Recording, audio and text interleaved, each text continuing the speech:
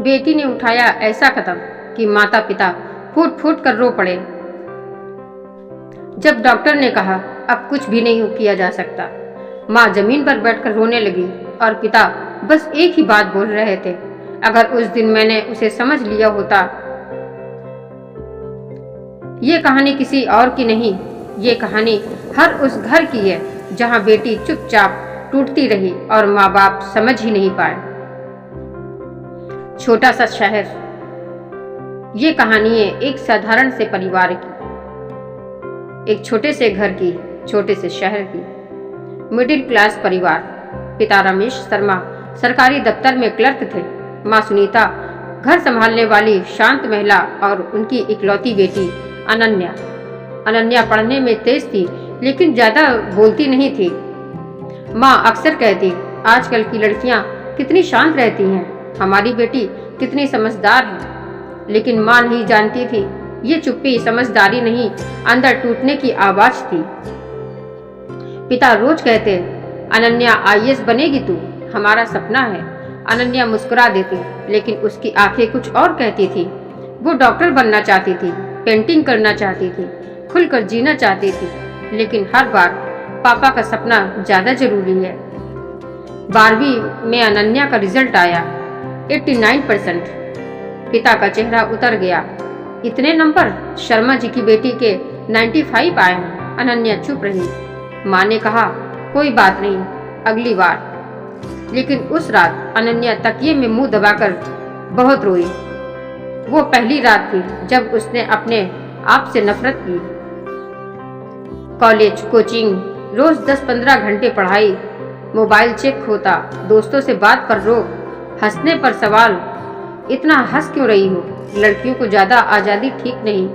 अनन्या धीरे धीरे अपने कमरे की दीवारों से बातें करने लगी। एक दिन माँ ने देखा अनन्या ने अपनी डायरी में लिखा था, अगर मैं ना रहूं तो शायद सब खुश रहेंगे। माँ ने पढ़ा लेकिन हंसकर छोड़ दिया। आजकल बच्चे ड्रामा करते हैं, यही सबसे बड़ी गलती हुई। एक सुबह अनन्या स्कूल के लिए नहीं उठी। माँ ने आवाज लगाई, अनन्या बेटा। दरवाजा अंदर से बंद था। पिता ने धक्का दिया और जो देखा वो देखकर उनकी दुनिया ही खत्म हो गई। कभी कभी बच्चे मरते नहीं हैं, वो रोज मरते हैं, माँ बाप की उम्मीदों के नीचे दबकर। पिता ने दरवाजे में धक्का दिया और उस दरवाजे को खोला। दरवाजा टूटते ही पिता रमेश शर्मा की सांसें रुक गई। अनन्या जमीन पर पड़ी थी, आंखें बंद, होठ नीले पड़ चुके थे। माँ सुनीता की चीख निकल गई, नहीं, मेरी बेटी नहीं, भगवान नहीं। वो बेटी को झचकोरने लगे, उठ जा अनन्या, देख तेरे पापा आ गए हैं। मैं तुझे कुछ नहीं वो कहूंगी, बस आंखें खोल दे बेटा। लेकिन अनन्या नहीं हिली। पिता के हाथ पैर कांप रहे थे। फोन गिर पड़ा, आवाज निकल ही नहीं रही थी। पड़ोसी आए, एम्बुलेंस बुलाई गई।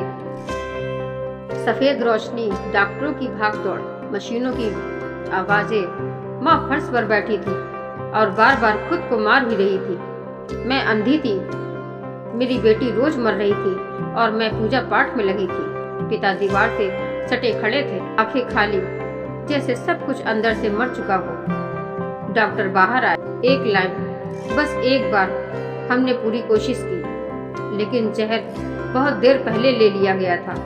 माँ बेहोश होकर गिर पड़ी। पिता के मुंह से बस एक आवाज निकली, मैंने क्या कर दिया?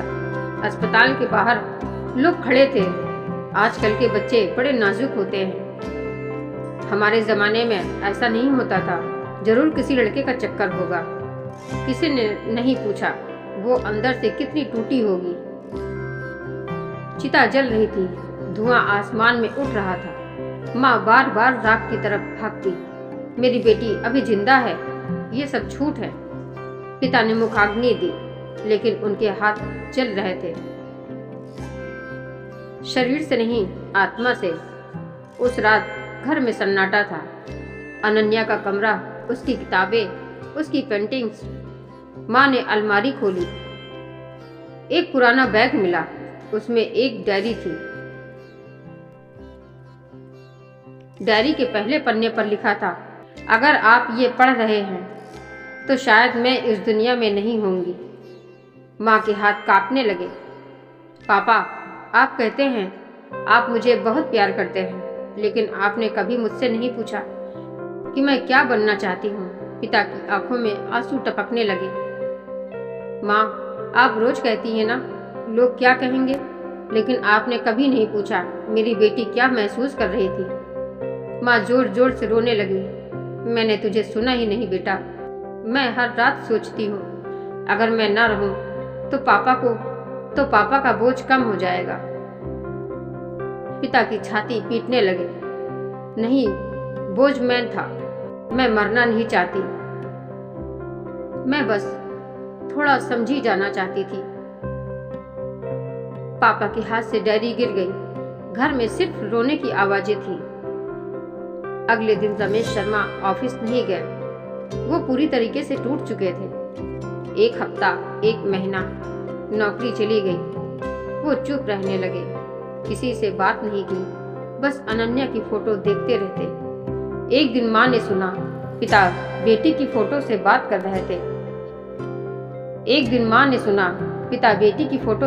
रहे थे।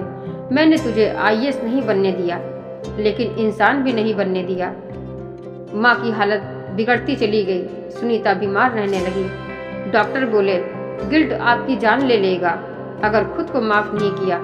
कभी कभी बच्चे गलती से नहीं मरते, उन्हें मार देती हैं माँ बाप की अधूरी सुनी हुई बातें। अगर स्टोरी अच्छी लगी हो तो इसे लाइक शेयर करें, ताकि फिर किसी अनन्या के साथ ऐसा ना हो, और मेरे चैनल को सब्सक्राइब करें। अभी कहानी खत्म नहीं हुई। इस स्टोरी का अगला हिस्सा और भी ज़्यादा मोटिवेशनल है।